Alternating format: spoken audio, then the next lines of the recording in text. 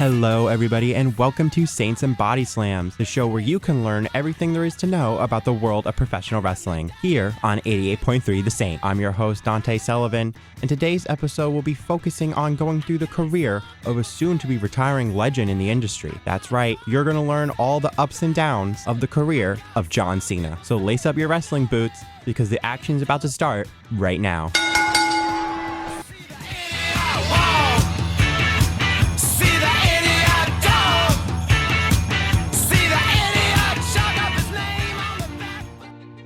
Born in April 23, 1977, John Cena grew up in West Newbury, Massachusetts. And according to John, he was a wrestling fan growing up. I mean, his father was a part of the industry as a former ring announcer called Johnny Fabulous. But he never thought it could be a career option for him. In fact, as he got older, John Cena dropped off of wrestling and put his focus at pursuing a degree in exercise physiology and to play football at Springfield College. John's game plan at this time was to be an aspiring bodybuilder. And so after he got his degree, he traveled to California in order to put it to use. However, every avenue he tried seemingly shut the door in his face. Cena struggled to get value out of the degree that he just paid good money for. And with this audio 88.3 would like to share with you, you can hear how desperate Cena became to make a living.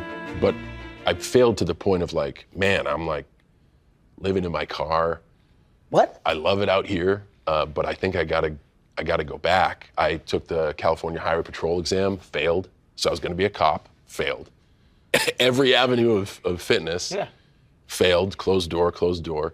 I remember bouncing at a place called Sharky's in Hermosa Beach, and there was a pizza place, Zeppi's Pizza, right next to Sharky's. They had a deal where they had a challenge. If you could eat their whole pizza, you got it for free.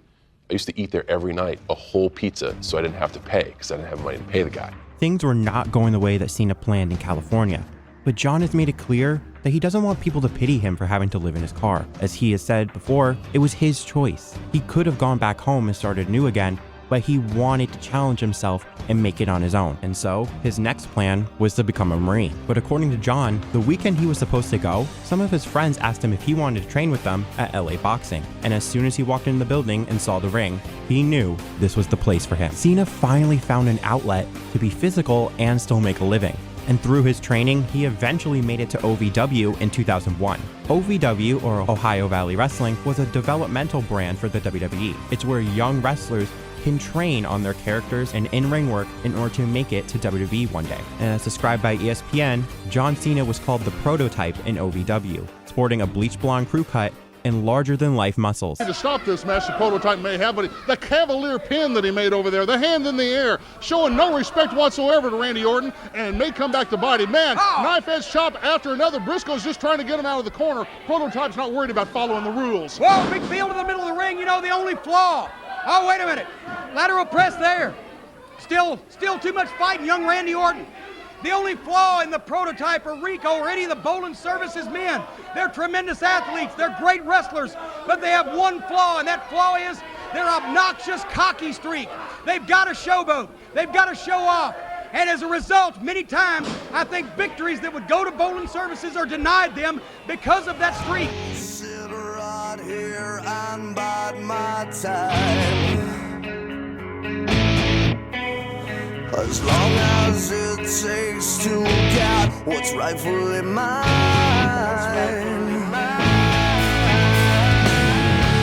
And I won't be denied, 'cause all I've got left is my pride. And I will rise up, break it out, break it down, break it rules, break it ground. And no chance, now it's gone. A new day, a new dawn. By showcasing his raw talent and charisma in OVW, John Cena successfully stood out among the future legends that were around him, such as Randy Orton, Batista, and Brock Lesnar. In fact, he caught the WWE's eye as when they were looking over tapes of his tag team partner Rico, they noticed just how charismatic he was. As a result, it wouldn't take long for Cena to make it onto the main roster, as in June 2002, Cena marched to the ring on SmackDown TV in basic red and black trunks to face off against one of the most revered in-ring competitors at the time, Kurt Angle. And here on Sienna Radio, you can listen to how everything changed in WWE back in 2002. Listen. Don't be scared. I will take it easy on you. But there's got to be somebody back there that 50 years from now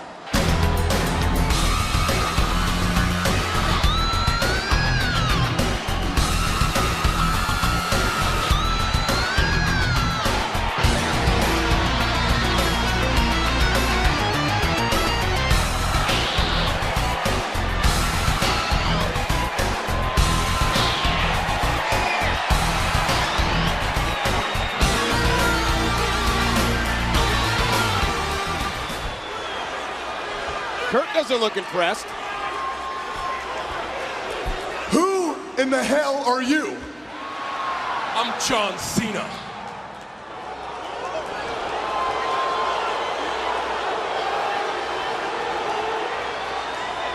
John Cena, huh? Will you tell me, what is the one quality that you possess that makes you think that you can walk out here and come into the ring and face the very best in the business? Ruthless aggression. Is Cena King taking Angle down and hammering away with a right hand to the Olympic champion? Walking down to the ring and slapping one of the greatest wrestlers on the roster is truly one way to make a debut. And while Cena didn't win the match, it was clear that WWE had big plans for the former prototype, as after the contest, we cut backstage to John Cena being congratulated by fellow wrestlers, including none other than The Undertaker. The fact that The Undertaker took time out of his schedule to shake the hand of this rookie truly symbolized a passing of the torch moment. It was clear that WWE felt that Cena was going to be the next big thing.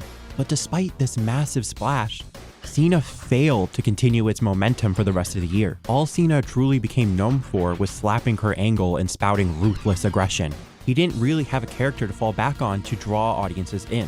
The only defining trait Cena had at this time was wearing generic attires that he would interchange the colors of in order to match the sports team of the city that he was wrestling in. To many fans watching at the time, Cena was just a white meat babyface, and that resulted in many either tuning out his matches or just flat out booing him. This moment in Cena's career was such a low point that Cena even revealed that he was told he would be cut by the end of the year.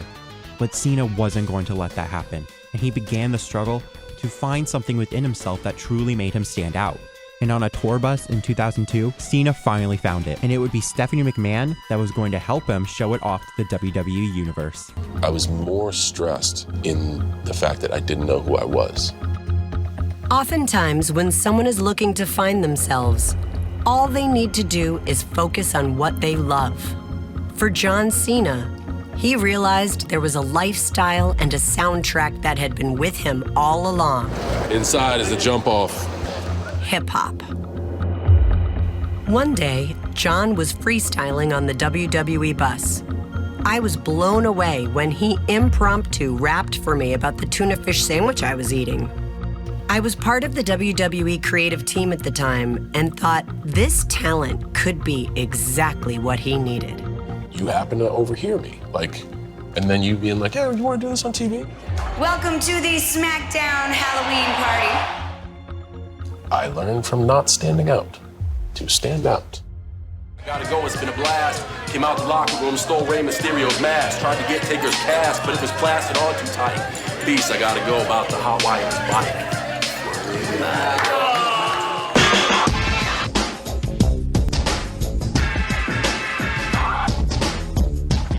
On the 2002 Halloween episode of SmackDown, John Cena entered our screens dressed as Vanilla Ice and spouting wrestling-themed freestyles, a stark contrast from the bland babyface many fans thought him to be. And this change in direction ignited a newfound interest in the rookie. The days of wearing interchangeable sports-colored tights was over, and the era of the Doctor of Thuganomics was just beginning. Following the episode, Cena embraced his rap persona. He would wear chains, backward caps, and jerseys, all the while putting together entertaining freestyles to insult his opponents and sometimes even his partners.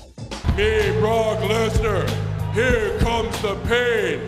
God built me strong, forget to give me brain. You hop around all day like there's potatoes in your crack.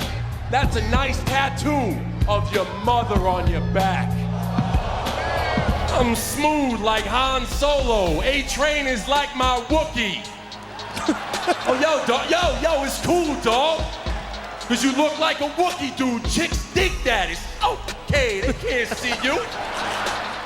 This new Doctor of Thuganomics persona was truly resonating with many fans in the early 2000s, so much so that many wrestlers at the time recall seeing a sea of jerseys, backwards caps and chains all throughout the crowd rooting on John Cena. It was almost ludicrous that the same man that was going to get let go at the end of 2002 was now rising up the ranks and being primed for major superstardom. This momentum carried Cena all the way through the rest of 2002 and 2003, and when 2004 arrived, Cena would get the biggest opportunity of his entire career so far, as he would wrestle the Big Show at WrestleMania 20 for the United States Championship. Now, the US Championship is a mid-card title, meaning it's used in order to help give certain wrestlers a boost to put them on the path later to capturing the World Championship. It's almost used as a tool to help build a superstar's popularity or continue their momentum in the hopes that later on they would become a true attraction. So a chance at winning the US title was a major deal for John Cena, as while he was gaining popularity, he had yet to win a championship. But CNN Radio would like to share with you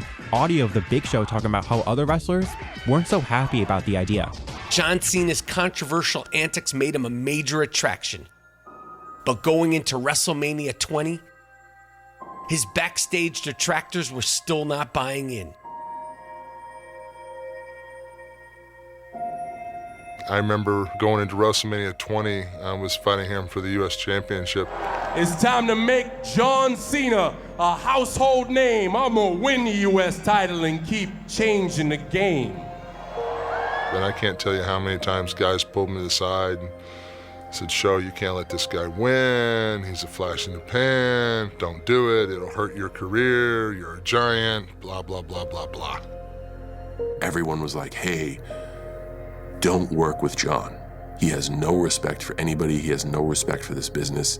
I don't think he's going to be anything. He was like, you're wrong.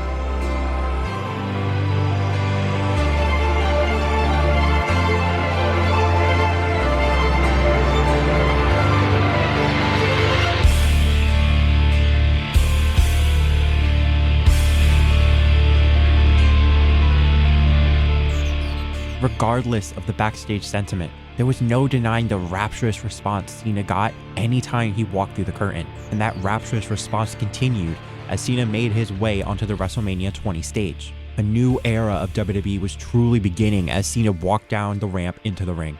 And 88.3 The Saint would like to share with you the final moments of John Cena versus The Big Show for the United States Championship all the way back in 2004.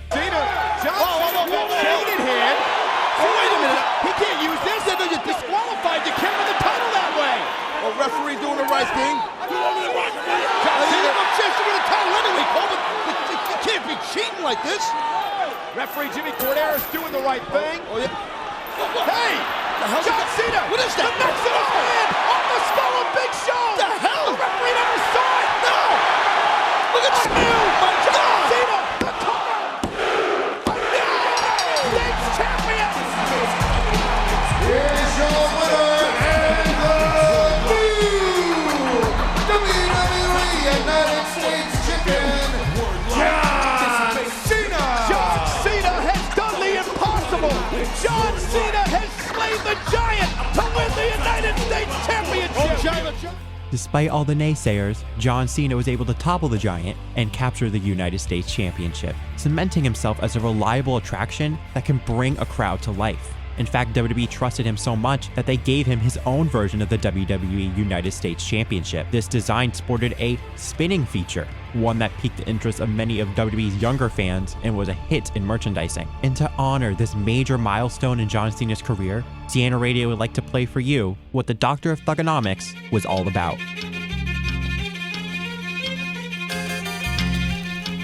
So, you think you're untouchable? Word life. This is basic thuganomics. This is basic thuganomics. Word life. I'm untouchable, but I'm forcing you to feel me. Word life. This is basic thuganomics.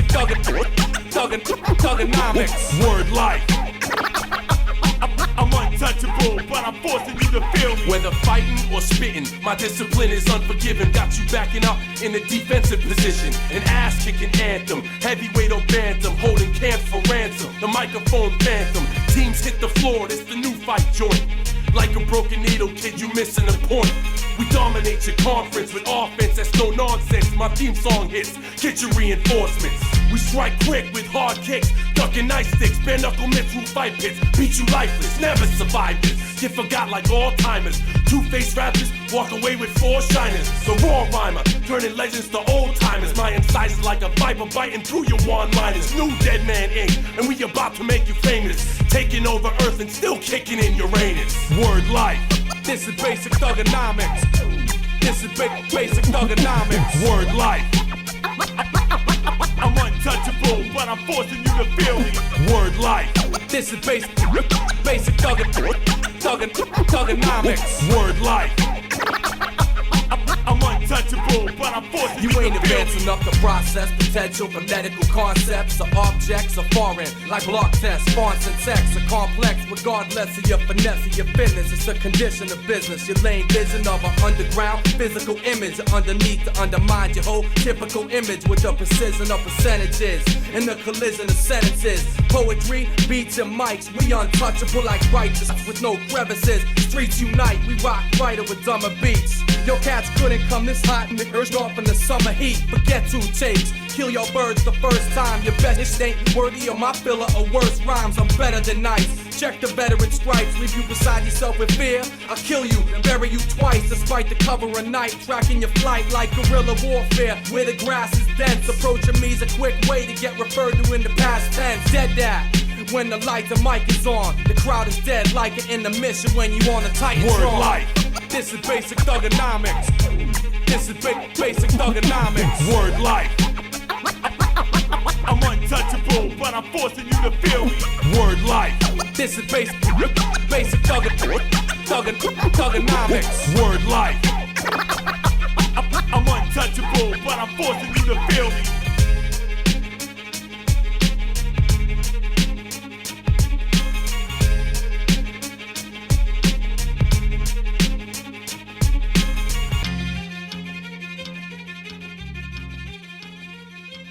With a WrestleMania win under his belt in 2004, John Cena was quickly becoming a key figure in the WWE's Ruthless Aggression era, and audiences will see him in an even more coveted position by next year. As in early 2005, John Cena was gifted the opportunity to be one of the final 2 in the 2005 Royal Rumble. If you're not aware, the Royal Rumble is a match that takes place in the beginning of the year, and it gives 30 wrestlers an opportunity to have a World Championship match at WrestleMania. Wrestlers are eliminated by getting thrown over the top rope with both feet hitting the ground, and John Cena was able to outlast 28 other men alongside Batista. But when it came down to these 2, something truly shocking happened, and Sienna Radio would like to share that experience with you with this audio. Who's going to WrestleMania? Who's going to be the headline? Cena, baby, Cena, JR. I got goosebumps, man. This is awesome. I think it's Batista. I gotta believe it's going to be Batista. Whether I like him or I don't, he's a hell of a hand, and he's on Raw, and that's what matters to me. This right hand, Batista downstairs. Shot there, good duck there. Come on, Cena. Yeah, do it, John. He got him, John. Do it. Get him over. He's got him. Cena's got the ropes on. Don't let him check his leg. Cena too big, too strong. Go get him, John. Get him, Cena. Cena holding the... Throw him over. Do it. Cena can't get underneath. Come on, Cena. He's underneath him. What do you mean? How much more underneath you gonna get? God. Well, he didn't get the one underneath enough. That's what I was saying. Oh, no. Batista. No. Can you say Batista bomb? No. Whoa, yeah. Get him. Oh, Oh, my God, they both went out. Oh, well, now, what? Wait a minute.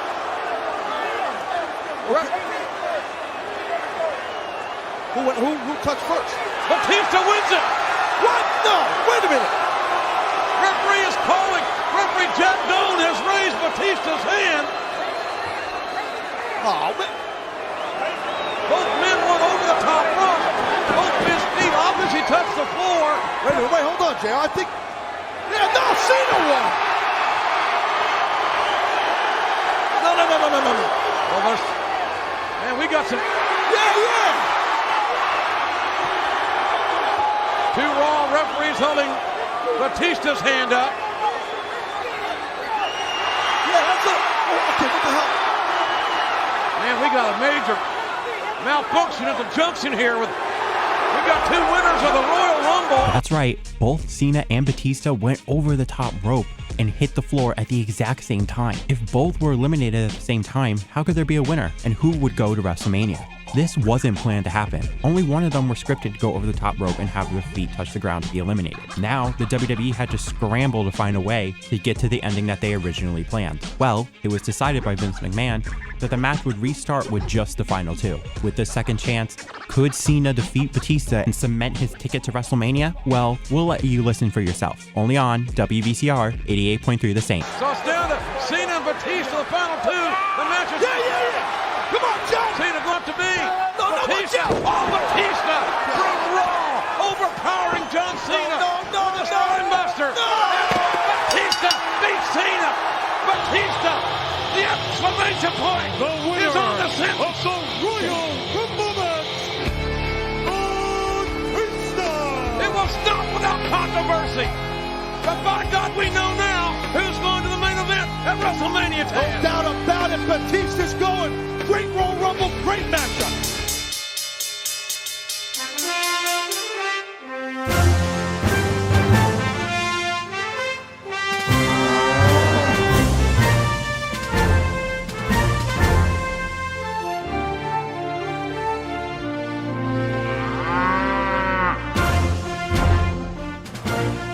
While Cena wasn't scheduled to win the Royal Rumble, that doesn't mean his WrestleMania dreams were dashed, as WWE put him in a rivalry with current year-long reigning WWE champion JBL, John Bradshaw Layfield. Now, JBL was certainly a controversial character.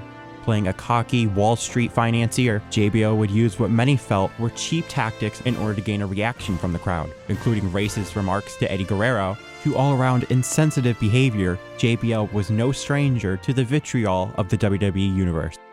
You common people who so badly need a hero would cheer when my party was ruined. Like me, love me, hate me. You have absolutely no choice. I am your WWE champion. You must shut up and listen.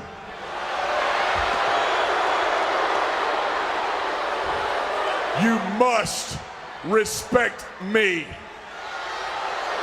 Especially you, John Cena. Cena, you don't respect anything, do ya? Look at ya. Look how you dress. Look how you act. Look how you talk. Look what you did to the U.S. title. You have made a mockery of the U.S. title, and you have made a mockery of yourself.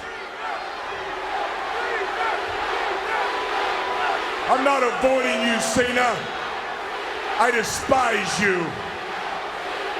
I hate you for what you are. I hate you for what you stand. I hate the people who cheer you. And I simply do not want to be in the same room with you, and it makes me sick. It makes me sick that at WrestleMania, the grandest stage of them all, that will be etched in history, after all I have done as a champion, I have to step in the ring with a piece of garbage like John Cena. And since JBL was WWE champion for over a year at this point, people were very tired of him and ready for a change. And John Cena was going to embody that change, as Cena's matchup against JBL for the WWE title was no ordinary title match. It was the symbolic crowning of a new face of the WWE, one that will reign supreme for many years to come. And because of that, many trace back to this matchup being the point where John Cena became a household name. The night of WrestleMania 21 in 2005 was truly a night of change, as Batista also won his first world championship against Triple H. And when John Cena made his way onto the stage and into the ring, many were at a fever pitch, ready to see this young rookie live out his dreams. and 88.3 The Saint would like to play for you the moment when John Cena finally took the reins and climbed to the top of the mountain of WWE. Hip toss. Wow. Look at Cena. Fire it up. Look at this. The side slam. Where did Cena get this from?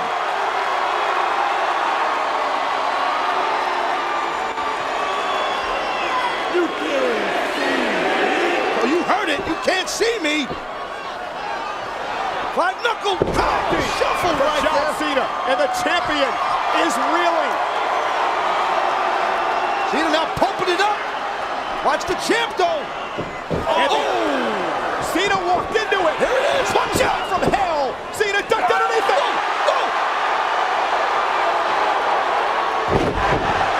The cover. 1, 2, 3. Is the champion. Oh, man.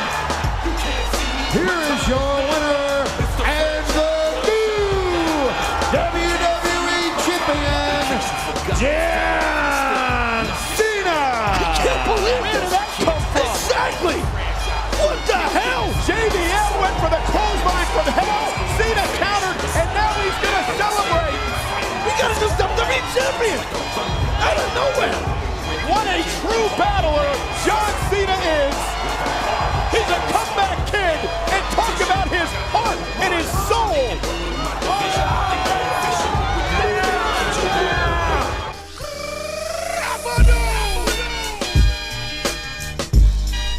The boy from West Newbury, Massachusetts, who struggled to use his degree. The man who had to live in his car and eat a whole pizza just to have a free meal. And the man that was going to be fired by the WWE on his first year with the job finally was able to capture the biggest prize in sports entertainment history. John Cena was now the guy in professional wrestling.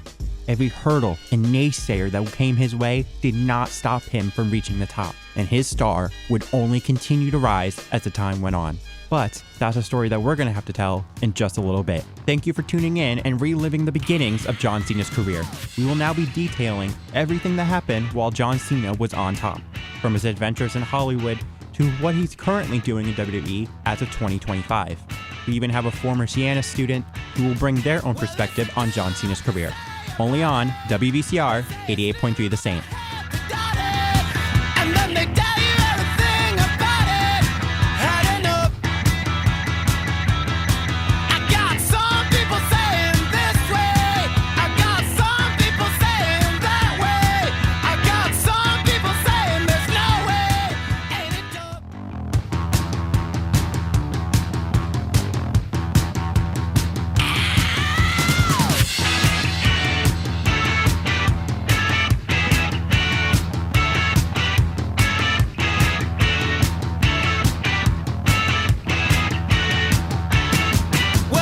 Hey everybody, and welcome back to Saints and Bodyslams, the show where you can learn all there is to know about professional wrestling.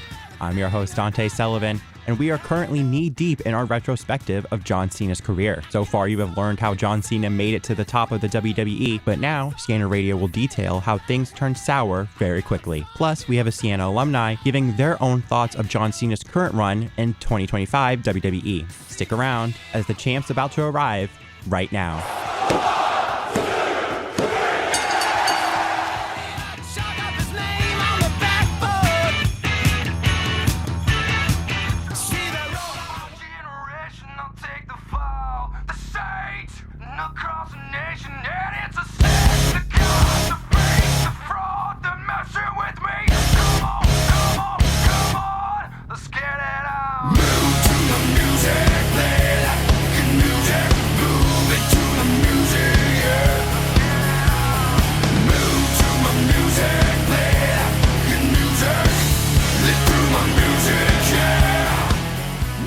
Following WrestleMania 21 in early 2005, John Cena became the new face that runs the place. By capturing the biggest prize in the industry, WWE positioned John Cena as the next big thing that they can offer. And this was even further cemented later in the year as he was drafted from SmackDown to Raw. Raw and SmackDown are the two major brands of WWE, with each having their own roster. But Raw was always positioned by the company as the A show, the place where the megastars truly are. So John Cena getting moved from SmackDown to Raw was truly a statement that John Cena wasn't someone that you can just ignore. However, before this major draft, the John Cena character had a major controversy that had many fans turning sour on his persona. As CNN Radio previously described, when John Cena was the US champion, he changed the design of the title in order to spin so that it would match his rap persona. So when John Cena won the WWE Championship at the end of WrestleMania 21, it felt only natural for that to happen again. And so the WWE Spinner Belt was debuted in 2005, and it instantly became a very divisive design. And to showcase how irritated certain fans and even wrestlers were about the design, CNN Radio would like to share with you a clip from a documentary called Ruthless Aggression that details John Cena's journey to the top. In this clip, you can hear John Cena's reasoning for why the title belt had a different design, as well as the vitriol that it created. With the overwhelming consumer success of the United States title, it was a no-brainer that we took what I thought was a pretty bland-looking championship title, and this is supposed to be the richest prize in our business, and revamp it. Take a look at the new WWE Championship, Daddy! Oh, it's a spinner deal! The spinner belt, 30-something pounds of garbage.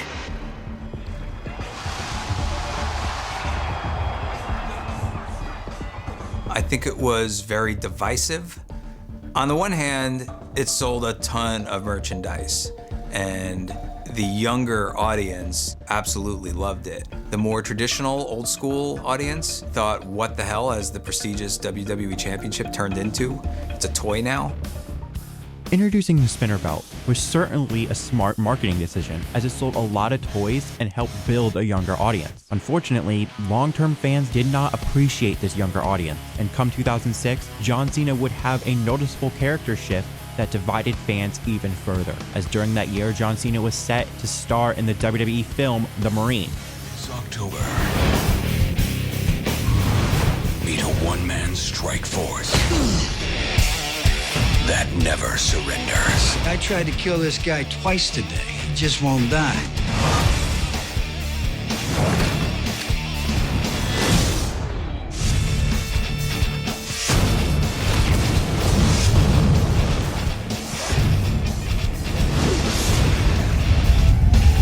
John Cena.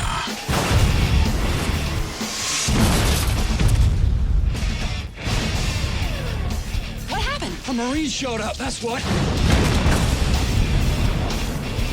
Now, this was not John Cena's first foray into Hollywood, as he was previously an extra in the film Ready to Rumble, starring David Arquette, but this was certainly the first film where John Cena had a starring role. And to coincide with the film's release, John Cena ditched the jerseys and the backwards cap in order to wear a more military style. He began wearing camo cargo pants and saluting every time he entered the ring. Furthermore, John Cena has gone on record that during this time, he began to notice that there was more and more kids and families attending the show, and therefore felt that it was right to retire the Doctor of Thuganomics character.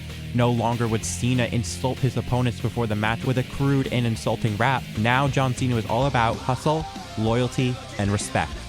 As you can imagine, this new character change appealed a lot to families and kids, but for those hardcore fans, especially those that clung to the grunginess of the Attitude Era in the late 90s, early 2000s, resented Cena, and saw him as something that was changing wrestling for the worst. And this divide of young fans versus old can even be heard in the crowd during some of Cena's matches. And in this audio 88.3 The Saint would like to share with you, you can hear just in the voices of those who are chanting the demographic that liked Cena and the demographic that hated him.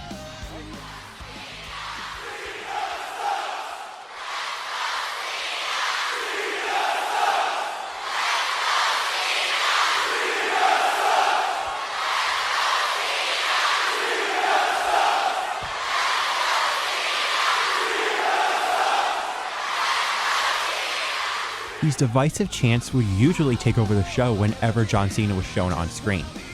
And as the years rolled on and we entered the early 2010s, the hatred for John Cena and his character only exacerbated, as this was the era when many wrestling fans coined the term Super Cena, a way to describe that no matter how impossible the odds were against John Cena, he would always find a way to come up on top, almost to a frustrating degree.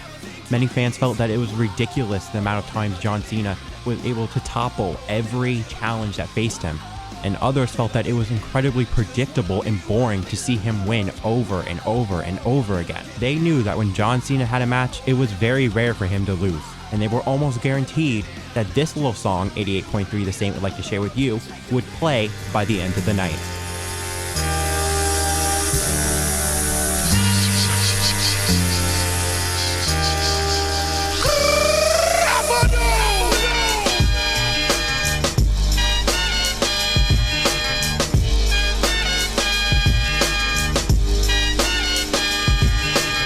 Your time is up, my time is now. You can't see me, my time is now. It's the franchise where I'm shining now.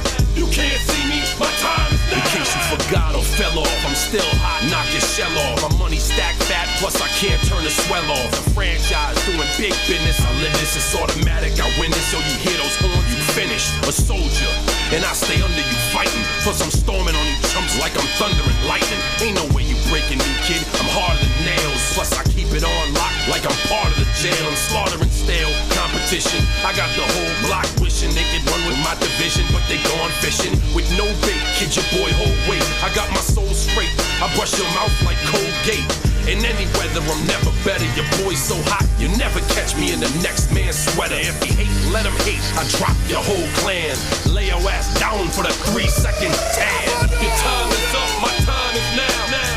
You can't see me, my time is now. It's the franchise where I'm shining now. You can't see me, my time is now. It's gon' be what it's gon' be. 5 pounds of courage, buddy base, 10 pants with a gold tee. It's a war dance, a victory step. A raw stance is a gift, and you insist it's my rep. John Cena trademark, y'all are so-so. And talk about the bread you make, but don't know the recipe for dough. Aiming guns in all your photos, that's a no-no. When this pop, your lip lock, your big talks are blatant no-so. See what happens when the ice age melt. It seems monetary status is not what matters, but it helps. I'm rocking Timepiece by Benny, if any. The same reason y'all could love me is the same reason y'all condemn me. A man's measured by the way that he thinks, not clothing lines, ice links, leather and minks. I spent 20 plus years seeking knowledge of self. So for now, Mark Brecker's living life for wealth. Your time is up, my time is now. You can't see me, my time is now. It's the franchise where I'm shining now. You can't see me, my time is now. Your time is up, my time is now. You can't see me, my time is now. It's the franchise where I'm shining now. You can't see me, my time is now.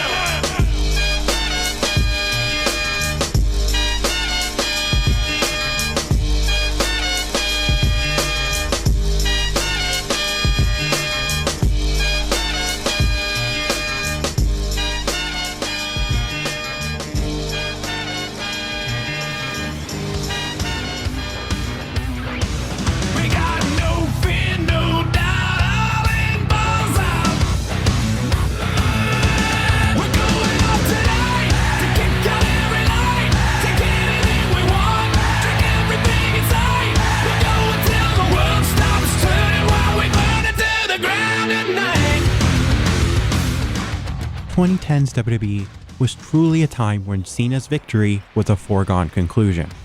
And no moment embodied that problem more than SummerSlam of 2010. As leading up to this pay-per-view, audiences were introduced to a new group called the Nexus. This group was made up of disgruntled rookies, just like Cena was himself in 2002, who were ready to take out the major stars that they felt were holding them back from becoming stars in their own right. And so, the stage was set at SummerSlam of that year, as the Nexus would take on some of WWE's biggest stars, including John Cena, in an elimination tag team match. Originally, the Nexus were scheduled to win the match and continue their momentum. However, as the show grew closer, all of those plans had changed, and it was decided that Cena would once again overcome the odds and triumph as a hero. When this change happened, many wrestlers in the back rightfully assessed that this was a terrible idea. Not only is Cena winning over and over again a very boring and played out conclusion, but it would also hurt the careers of the Nexus as they failed to take out the top stars that they deemed they could out-wrestle any day of the week. Super Cena wasn't just making boring TV, it was actively hurting careers. New stars couldn't thrive and grow into their own if they were constantly being stomped out by Cena in his winning ways. There was no changing of the guard, Cena was still number one. And because of this, many fans at the time admitted that they stopped watching. What was the point if they got invested in a new wrestler only for them to lose to Cena predictably? But by 2011, a wrestler named CM Punk was about to drop a bombshell, stating on a live mic the frustrations that every wrestling fan at the time had. I don't hate you, John. I don't even dislike you. I do like you. I like you a hell of a lot more than I like most people in the back. I hate this idea that you're the best. Because you're not. I'm the best. I'm the best in the world. There's one thing you're better at than I am, and that's kissing Vince McMahon's ass. You're as good as kissing Vince's ass as Hulk Hogan was. I don't know if you're as good as Dwayne, though. He's a pretty good ass kisser. Always was and still is. The only thing that's real is me, and the fact that day in and day out, for almost 6 years, I have proved to everybody in the world that I am the best on this microphone, in that ring, even at commentary. Nobody can touch me. And yet, no matter how many times I prove it, I'm not on your lovely little collector cups. I'm not on the cover of the program. I'm barely promoted. I don't get to be in movies. I'm certainly not on any crappy show on the USA Network. These unscripted words from CM Punk ignited new interest in the product that was previously lost from repetitive storytelling. For what felt like in a long time, people actually had interest in what was going to happen next. And believe it or not, when Cena and Punk faced off against each other at Money in the Bank 2011, Super Cena finally was defeated. Not that way. We're going to do it my way. And CM Punk! CM Punk! GTS connecting! GTS connecting! Oh my God! Oh my God!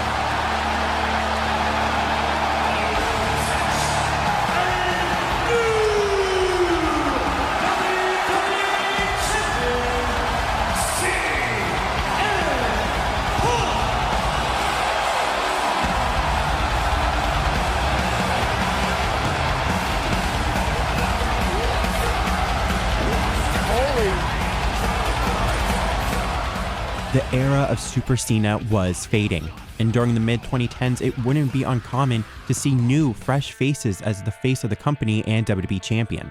And believe it or not, Cena's character adapted to this change of focusing on younger talent, as in 2015, Cena regained the United States Championship. Now you may be asking yourself, why does he need that? He's already a main eventer. Well, Cena used the United States Championship as a tool to help push younger talent, as he would hold an open challenge for up-and-comers to face him and have a shot at dethroning Cena and becoming a star in their own right. This open challenge gave guys who would normally never have a match with Cena a platform to show off their skills in the ring and help push them to have more chances in WWE. Through his willingness to work with younger talent and put them over, wrestling fans began to warm up to John Cena once again. But over time, John Cena's appearances in WWE became less and less frequent. As Cena began to branch out more in Hollywood, it wasn't as common to see Cena on a WWE screen. That was until this year, where John Cena announced that 2025 would be his retirement year and he wanted one last run to cap off his historic legacy. But at the start of this so-called retirement tour, something shocking happened. And 88.3 The Saint would like to share it with you.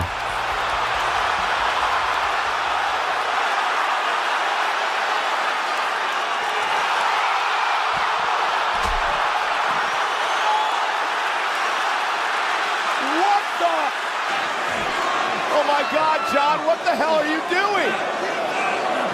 The final boss, John, what the hell? Always has a plan.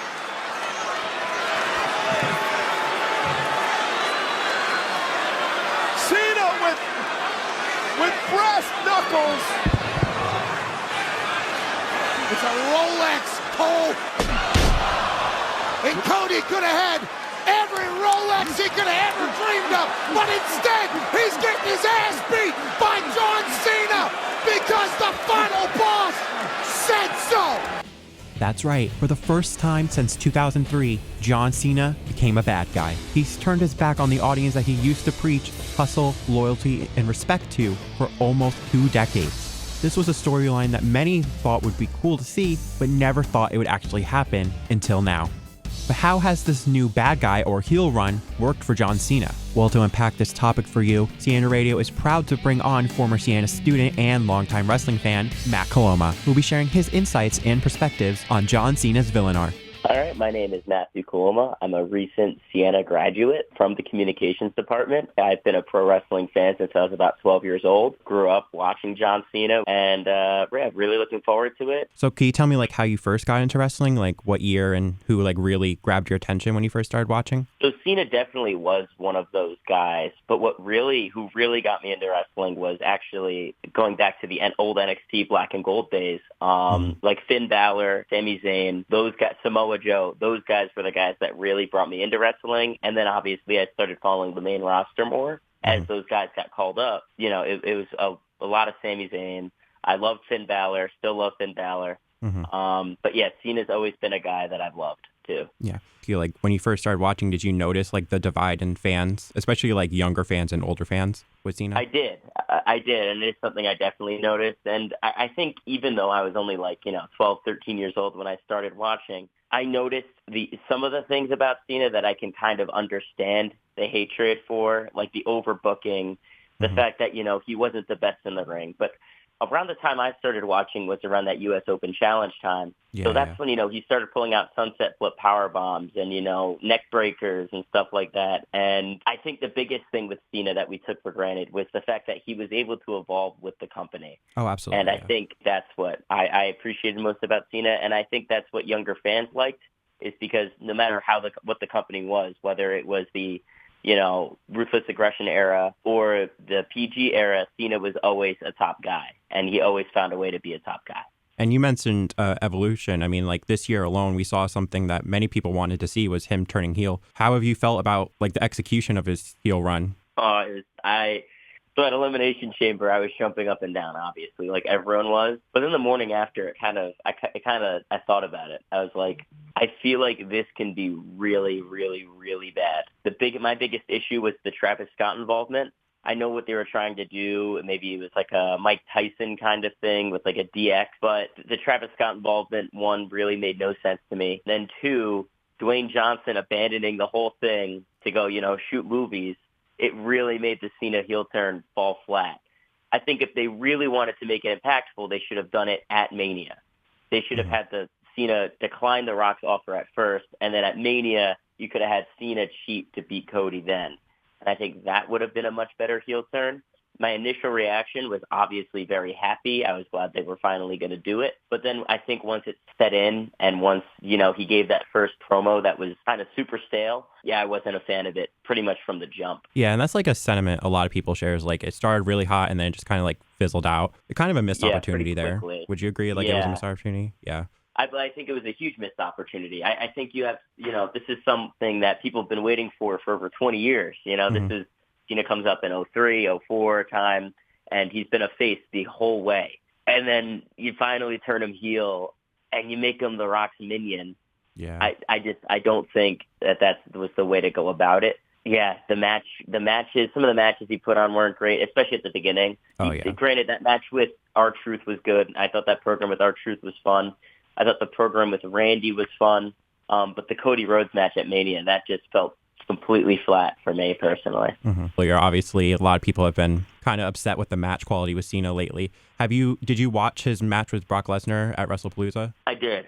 I think that ruined the pay-per-view for me, even though there were some really good things on the pay-per-view, like the women's world title match with Vaquer and Io Sky, and the mixed tag match with AJ Lee returning with CM Punk to fight Division. I thought that was great. But the fact that Brock Lesnar and Cena went on first and put on that garbage match, and then that just killed the pay-per-view for me personally. And now we're getting a match with AJ Styles that just like got randomly announced. There was no build for it at all. It was just kind of like, oh, he's fighting AJ Styles now, which is cool, and it's going to be a good match, but it just feels kind of pointless to me. Especially because like after that WrestlePalooza match, we know they're going to have another one after. Right. And is that something you're interested in seeing at all, or? I mean, they're going to do another one, and Cena's going to inevitably end up winning. So then it just kind of makes the first match pointless, and it's like, what are you doing? You're wasting, I mean, I think we have, 5 Cena dates left? 5 dates and left. You're wasting 2 of them on Brock Lesnar? No one needs to see that again. This John Cena right now should be going after the Intercontinental title, and 2, we should be trying to make new stars. So when I'm thinking of, who should retire John Cena, it shouldn't be a Brock Lesnar or an AJ Styles or a Randy Orton. I was thinking literally Dominic Mysterio would be the perfect guy to do it. Imagine Cena's last match is for the IC title and Dom pins him clean. That would be, imagine the heel heat that Dom would get for that. And it calls back to him beating his father for the title on the same night. Exactly. It would, but that would put Dom on a whole nother level. He would arguably be the second top heel in the company right behind Seth Rollins right now. And that was like one thing I wanted to ask you is like, with such little dates left, is there any other dream match besides Dominic that you would like to see? I mean, it's tough. The issue is now that they don't have the dates to build any of these feuds, and now they're just trying to put on matches. Like AJ Styles is one of the ones I really wanted to see. That's one of the feuds I wanted to see, and I'm glad we're getting it. They're giving it to us. I'm really glad that we're getting it. Dominic Mysterio would be cool. I'm a big fan of Carmelo Hayes. Doesn't really feel like he's there yet. Be that guy that challenges Cena. Even just give him a squash match against The Miz. That would be something that I would like to see one last time. It's just Cena beating The Miz. Yeah, that would be fun to see. Do you think like this is like actually his like final couple matches? Because if he retires now, it's just on like a random date on December rather than like a big show like a WrestleMania or Royal Rumble. And that's the part that always felt weird to me. This is John Cena we're talking about. John Cena they're calling him the greatest of all time. So like imagine if, Kurt Angle, who's like, they don't even consider the greatest of all time, but Kurt Angle's probably a top 10, top 15 guy. If you were to ask a lot of professional wrestlers, he's a top 5 guy. Oh, absolutely. Yeah. And he got retired by Baron Corbin, and what they were trying to do there was, build a new star out of Baron Corbin. But that was at WrestleMania. And, they gave old, washed-up Kurt Angle a match at WrestleMania just out of respect. So I feel like if Cena just retires at a random Saturday night main event in December, that's just a really, really weird and bad look, personally. Do you think they should have turned him face again? Yes, but not in the way they did. I think a perfect way to turn him face would have been like a slow turn. I mean, this goes back to like I talked about it with my friend, but as soon as the heel turn happened, I thought they were going to keep him heel from that point to the following WrestleMania, and he was going to cheat in all of his matches to defend the world title until that following year's WrestleMania, where he would think about it, maybe grab the title, grab a chair, think about it, drop it, and it ends up costing him the match because he ends up turning face again by not wanting to cheat. That's how I would have booked it. I think that would have been perfect. So literally he would turn face for like 5 minutes, but that would be enough that he goes out as a face. Yeah, that's actually not really the case anymore. They just kind of had him come out and say, I'm John Cena and I'm a good guy and I love the fans actually, and I've been lying to you for the past 4 months. I actually love all of you guys. And you could tell that a lot of this year has just been the writers scrambling.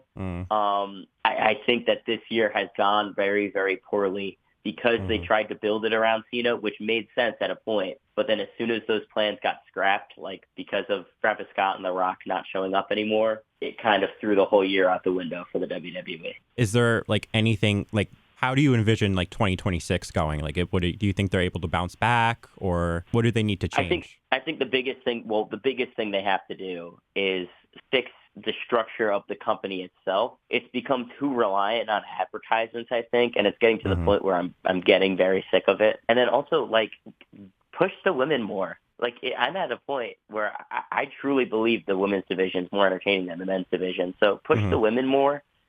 Give like Io Sky more time, give Becky Lynch more time, give Stephanie Vaquer more time. If they push the women more, the product's just going to be better. And then I think you got to try to create some new stars. I'm kind of sick of Seth and Cody holding these titles. I know they both only had short reigns right now, but I think after WrestleMania, neither of them should be world champ anymore. I'd love to see a younger person get a world title run. I'd love to see even Drew McIntyre get another world title run. Yeah. So I think you just have to start investing in your young talent more, and stop relying on Jey Uso, Cody Rhodes, CM Punk, and Seth Rollins as like your main 4 players. Switch it up. We need a little change of pace. That's all I'd say.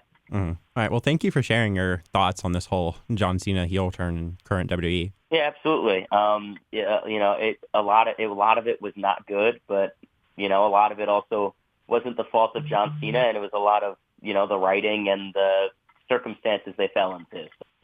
I'll never blame Cena for that.